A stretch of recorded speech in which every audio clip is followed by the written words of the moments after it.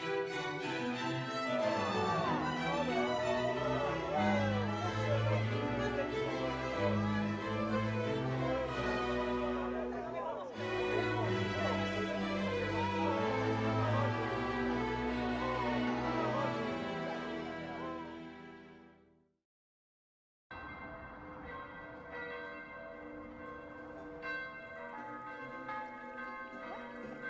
beau nom de fille est un titre, ma sœur, dont vous voulez quitter la charmante douceur et de vous marier, vous osez faire tête.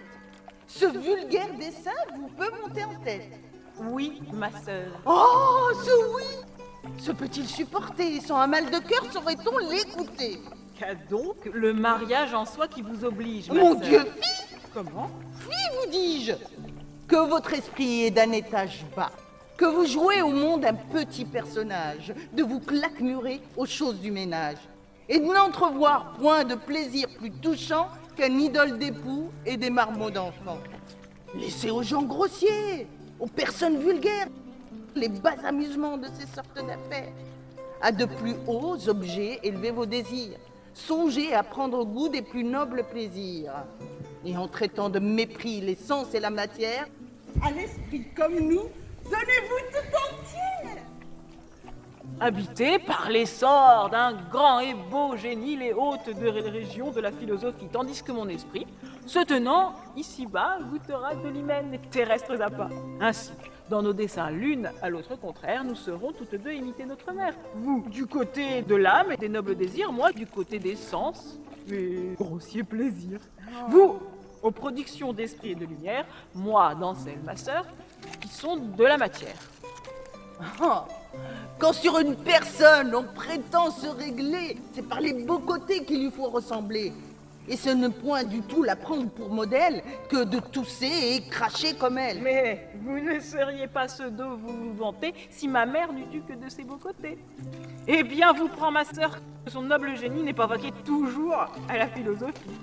De grâce, souffrez-moi par un peu de bonté et des bassesses à qui vous devez la clarté, et ne supprimons point, voulant que vous seconde, quelques petits savants qui veut venir au monde. Oh, je vois que votre esprit ne peut être guéri du fol entêtement de vous faire un mari. Je ne sais, mais enfin, si c'est pour votre plaisir, il nous est bien aisé de nous en éclaircir. Je l'aperçois qui vient, et sur cette lumière, il pourra nous donner une pleine matière. Au contraire.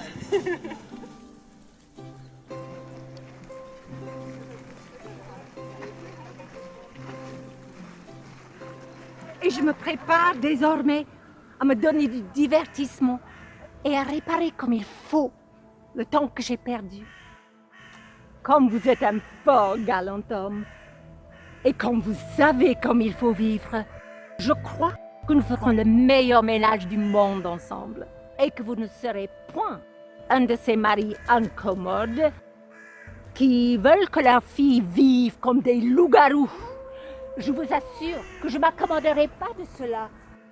Et la solitude me désespère. J'aime le jeu, les cadeaux, les visites, les promenades. En un mot, toutes les choses du plaisir. Et vous devez être ravis d'avoir une femme de mon humeur.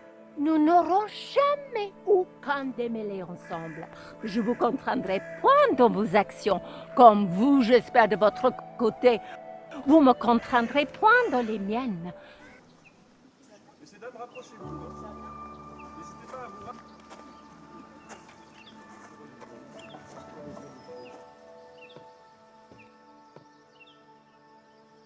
Je suis bien aise de vous trouver seule, ma sœur. Et je brûlais de vous parler pour m'ouvrir à vous d'un secret. Me voilà prête à vous ouïr, mon frère. Qu'avez-vous à me dire? Ah, bien des choses, ma sœur. Enveloppé dans un mot, j'aime. Vous aimez? Oui, j'aime. Mais avant que d'aller plus loin, je sais que je dépends d'un père et que le nom de fils me soumet à ses volontés, que nous ne devons point engager notre foi sans le consentement de ceux dont nous tenons le jour, que le ciel les a fait les maîtres de nos vœux et qu'il nous est enjoint de n'en disposer que par leur conduite, que, n'étant prévenus d'aucune folle ardeur, ils sont en état de se tromper bien moins que nous et de voir beaucoup mieux ce qui nous est propre, qu'il en faut plutôt croire la lumière de leur prudence que l'aveuglement de notre passion, et que l'emportement de la jeunesse nous entraîne le plus souvent dans des précipices fâcheux. Je vous dis tout cela, ma sœur, afin que vous ne vous donniez pas la peine de me le dire. Suis-je mon frère, une si étrange personne? Non, ma sœur, mais vous n'aimez pas. Vous ignorez la douce violence qu'un tendre amour fait sur nos cœurs. Et j'appréhende votre sagesse. Hélas, mon frère, ne parlons point de ma sagesse. Il n'est personne qui n'en manque du moins une fois en sa vie. Et si je vous ouvre mon cœur, peut-être serai-je à vos yeux bien moins sage que vous. Plutôt ciel que votre âme comme la mienne. Finissons auparavant votre affaire et me dites qui est celle que vous aimez. Une jeune personne qui loge depuis peu en ces quartiers et qui semble être faite pour donner de l'amour à tous ceux qui la voient. La nature, ma sœur, n'a rien formé de plus aimable et je me sentis transporté dès le moment que je la vis. Elle se nomme Marianne et vit sous la conduite d'une bonne femme de mère qui est presque toujours malade et pour qui cette aimable fille a des sentiments d'amitié qui ne sont pas imaginables. Elle la serre, la plaint et la console avec une tendresse qui vous toucherait l'âme. Elle se prend d'un air le plus charmant du monde aux choses qu'elle fait et l'on voit briller mille grâces en toutes ses actions. Une douceur pleine d'attrait, une bonté tout engageante.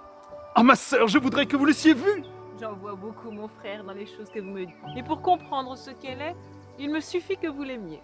J'ai découvert sous main qu'elles ne sont pas fort accommodées et que leur discrète conduite a de la peine à étendre à tous leurs besoins le bien qu'elles peuvent avoir. Oh, figurez-vous, ma sœur, quelle joie ce peut être que de relever la fortune d'une personne que l'on aime, que de donner adroitement quelques petits secours aux modestes nécessités d'une vertueuse famille. J'entends sa voix. Éloignons-nous un peu pour nous achever notre confidence, et nous joindrons après nos forces pour venir attaquer la dureté de son humeur.